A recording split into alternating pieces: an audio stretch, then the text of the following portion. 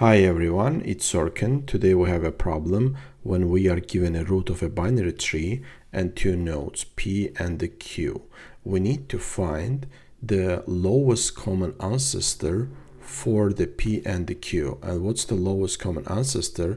It's a node in our binary tree that has both P and the Q as descendants. So for example, in this case, P is equals to 5, right?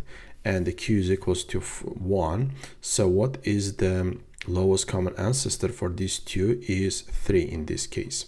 But let's take another scenario. Let's say that we have one more example. Let's say that the 7 is not 1, but the 7 is Q, our Q. What's the lowest common ancestor for 5 and the 7 in this case? It is 5 itself, because 5 can be, the node can be descendant of itself, and in this case the lowest common ancestor is 5. We are going to solve this problem using the first search approach. Let's define the first rule for it. The first rule is we have, let's say, P is equals to 25 and the Q is equals to 65.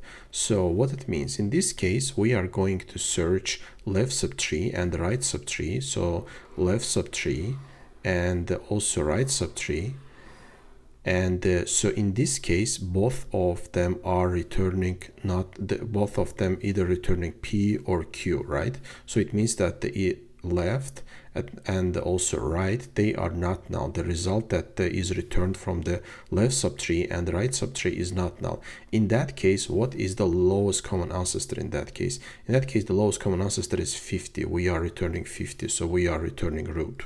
Let's take another example. Let's say in this case, P is equals to 25 and the Q is also in the left subtree, it equals to 35. So how we are gonna, what's gonna be our second rule? Our second rule in this case, so the right subtree is again our left subtree is not null, right? It returns us both P and the Q, but the right subtree returns us null, right?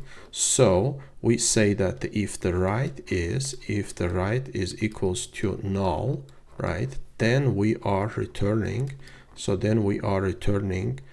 returning left, correct? And the same is the third one. If our left is equals to null, let's say that the P and Q on the right side of the subtree, right? If the left is equals to null, then in that case we are returning right. So this is our third rule. So that's how exactly we are going to design our algorithm. So let's just run it for this example. So first we are deep first searching, right? We are deep first searching. First we go to the 40, then we go to 30, then we go to 25. So we found our P. So left is returning us. In this case, left is not null, right? And the right is also not null. So in this case, what we are going to return? We are going to return root. So which means that we are returning here 30, right? So we are returning here 30, this result.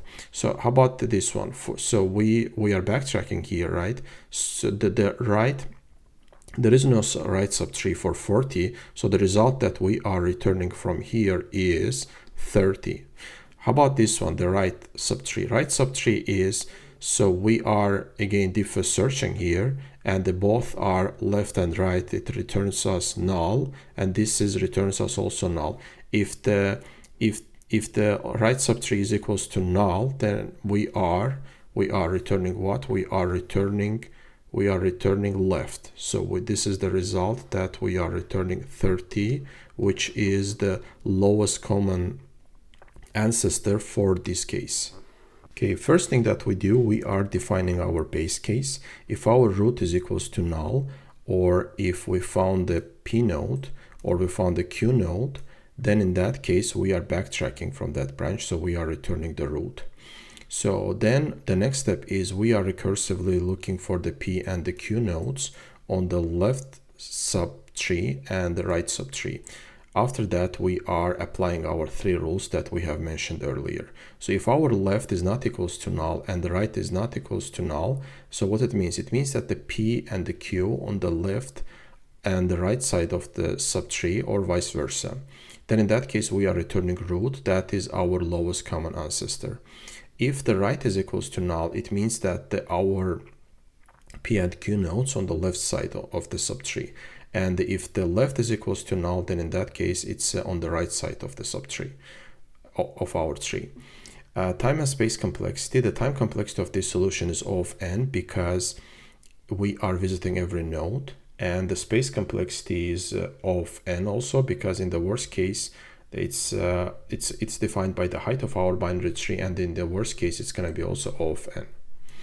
Okay, that's it for today. Hope you like my content. If you like it, please hit the like button and subscribe my channel. See you next time. Bye.